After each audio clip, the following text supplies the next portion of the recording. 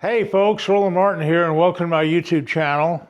You know, I got a little man cave back here in the back, and I got all my solid trophies up on the wall, and every once in a while I like to look at and reminisce about the old tournaments that I fished, and you know, the top 100 Lake Champlain tournaments, the Connecticut River tournament, Florida, all these different first place finishes, and I had 19 first place finishes, but that's not what bothers me. I mean, I feel great about that, and I went 9-time Angler of the Year, all that stuff. But what really bothers me is this thing up here. Look, these are the runner-up. This is the 19-time 2000. Let's see, it says to the current time, it's all the way up to 2004. There's 19 second place wins. Second place wins where I just lost the tournament by a pound or so. And the last one that really irks me, and I probably would be fishing if it weren't for that one, I probably would still be fishing more. But it was the Table Rock tournament. It's called the Citco Tour in Missouri, in Table Rock, Missouri. I just want to talk about that for just a second. Now, what happened on that particular tournament was Ronnie Curry and I. Ronnie is the longtime turkey hunting friend of mine in the Ozark mountain boy. He lives in I'm sorry. Ronnie lives in Ava, Missouri, and he's just a top-notch fisherman and a top-notch turkey hunter as well. And so what happened just before the tournament started, a big giant rain hit. A huge rain. The lake came up about 3 or 4 feet, came up into the bushes, and with it came all this sawdust. You know, a lot of times when a lake comes up, particularly the Ozark lakes, when the water comes up 4 or 5 feet, there's all these leaves and like sawdust looking stuff, and the wind kind of packs it back into these little pockets, and it's like a whole big layer of thick weeds and little sticks and all sorts of stuff all over the surface of the water. And so that sometimes if I look in these little pockets, particularly if there's some dingy colored water, I can take a jig, like a 1/2 ounce or even a 3/4 ounce jig, and flip out on the mat of that heavy sawdust looking stuff, leaves and things, and let the jig kind of back and forth and punch through about 20 different places. And sometimes a big bass is underneath there. And I've actually really done well and actually won tournaments like that. So anyway, I told Ronnie, I said, boy, this is perfect for my jig bite. So as the day progressed, it finally got to be the first day of the tournament. I went back into a pocket that I hadn't really fished before because I was looking for dingy water because there was so much rain, I didn't know where the dingy water was. So I went way up to the north end, and then a nice big creek, I forgot the name of it right now, and there was a lot of good dingy water in the back end. I took a spinnerbait the first day of the tournament now. Water's really rising, and it's coming in kind of fast in the current. Bam, bam, bam, I catch a couple fish on a spinnerbait first thing in the morning. Well, finally it stopped raining, wind quit blowing, and I figured, well, it's jig time. Now that I've caught a couple fish, my favorite technique, of course, is a flipping stick. You know, I'm a power fisherman. Oh, spinnerbait's a power deal. But my main thing is a big flipping stick, 7.5-foot flipping stick, at least 50-pound line, sometimes 65-pound line. I'm throwing into the bushes, I'm throwing into those log jams, I'm throwing into those big piles of leaves and sawdust areas, and it really takes some heavy line to get in there because there's logs in there too. So anyway, I start flipping all the little heavy places, and I ended up catching the rest of my limit.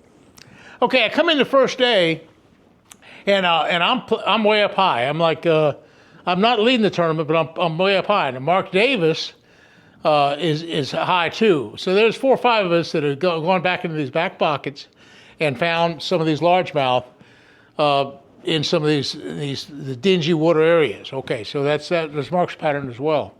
Okay, the second day comes along. The water's a little bit clearer, but it's a little bit higher. It's come up a little bit more. And again, there's sawdust and there's a lot of logs in the water for the first time. So what I did now, I came to the area where I had some logs that were out of the water the day before. Now the logs are in the water because the water is a foot or so higher. So I kind of concentrated more on the logs than I did on the bushes. Now some buckbrush, but the logs and stumps were kind of the main deal. So I'd find kind of a steep bank in the back end of a cove where the channel, the creek channels in the back end of all the coves at Table Rock kind of snake in and out, and they come up and they'll hit like a bluff, and it'll be like straight down from that bluff. It'll be into like 10 feet of water, and then it'll be a flat out here, 5 or 6 feet deep, and then the channel would go against that other bank over there. So I'm looking for the bluff banks, the dingy water bluff banks that have logs on them. So what I do is I'll come up, and I like to get parallel with logs. Old Jimmy Houston used to tell me, a lot of times when you're fishing by yourself, and you want to get that first perfect cast. So rather than just throw it at something just haphazardly, get it all lined up. And I'm looking, and that's what I did. I lined up the log, and I got the shady side. I knew the fish would be on the shady side because they have non-eyelided eyes. Okay, they can't just close their eyes. So they're going to be. It's a sunny day now. All of a sudden, the second day is sunny, and so they're in the shade of these logs. So I make sure I'm not throwing on the sunny side. I have to get around where the wind's just right, and of course they're facing the wind. The fish, if there's a wind blowing, they're going to be facing that. So I can kind of visualize where they'd be. I'd find the log coming in the water, find the shady side, and I'd have that one good cast. Like Jimmy said, wait until you get that one perfect cast. And I'd get in position just right. Now I had a partner in the back of the boat, but he's kind of fishing out of the back of the boat, and okay, I say, okay now, and I could almost call the shot because it's big logs, big bass, and dingy water, and I'd flip that fish in and I'd tuck the rod right into my stomach right off the bat, and jaya, bam, I catch a beautiful limited bass. Now I'm leading the tournament. Second day comes along, and I now have I have an 8-pound lead. I think it's 8 pounds, 8 or 9 pounds on Mark Davis. He's 8 pounds behind me. Well, what I needed to do was I needed to catch a couple more big fish. Well, I hadn't lost a single bass. So here's the thing about my flipping. When I really get it just right and I'm all ready and I'm throwing into the right spot and I got the rod just ready, I don't miss many fish on that jig. But the third day I started off, and for whatever reason, I missed the first 2 strikes. And they were big fish because I saw the boil.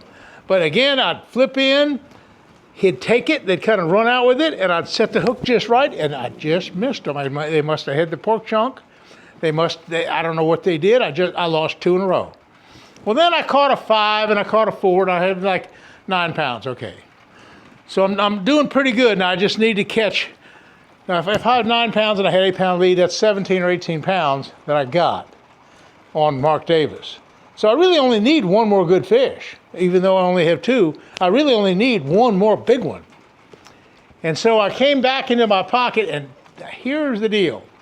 The top 10 or 15 guys are fishing the last day of the tournament. Here are 2 guys that have come in from the tournament that were fishing the tournament the first couple of days. It didn't do any good. They found out that I'd been fishing up in this one creek, and they're fishing now where I'm fishing. And I go up to them and I said, hey guys, the guys that I'd been fishing against all week, but they didn't make the third day cut. So I said, hey guys, what's going on? They said, oh, we're just kind of just playing around. We caught a couple nice ones. I said, listen, I'm fishing here, and I need this water. I need one more big bass, and I know that there's at least one more big one here. And they had each caught like one more big one. And so they kind of screwed me up. And they said, oh yeah, okay, we'll leave. Well, one guy fished a little bit longer. He caught another one. So they ended up catching 3 or 4 of the really good fish out of that pocket. As it turned out, I did not catch another fish that day.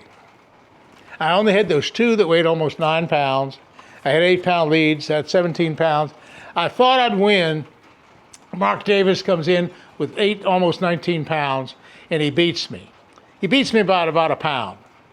So that really frosted me. And now I'm really upset because, number one, I'm mad at Mark. Mark's a wonderful guy. I love him to death.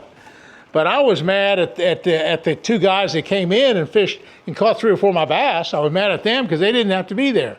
They were in the tournament. They were just coming to just have fun.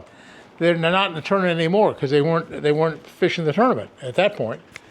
And then I'm mad at myself because very, very seldom do I miss fish. When they take my jig, it's almost never do I miss them. And I missed 2 that day, which is just unheard of. I mean, in my repertoire of tournaments that I can tell you, it's hardly ever do I miss but 1, if that.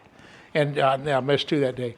So I came in second by about a pound, and it was, but yet that galls me. That tournament galls me. It meant more to me to have done a little bit better than even to win the tournament. It's just something when you make a mistake and things don't go exactly right.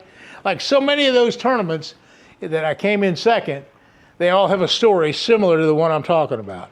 And so I can go on and on and on, kind of wishing that I just caught that one extra fish or done that one more thing to allow me to have won the tournament.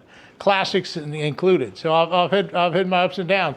Anyway, folks, that's what's happening right now, and I like these little stories and little anecdotes. I know you guys like to hear them.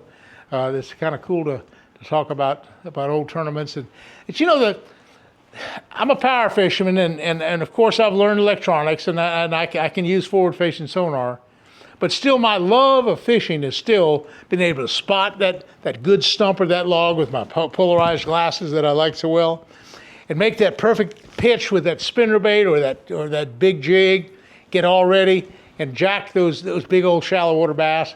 That's what I like to do the most. That's the most fun for me. Anyway, folks, hey, thanks for watching, and we'll see you again soon. Hit that likes button. Thank you.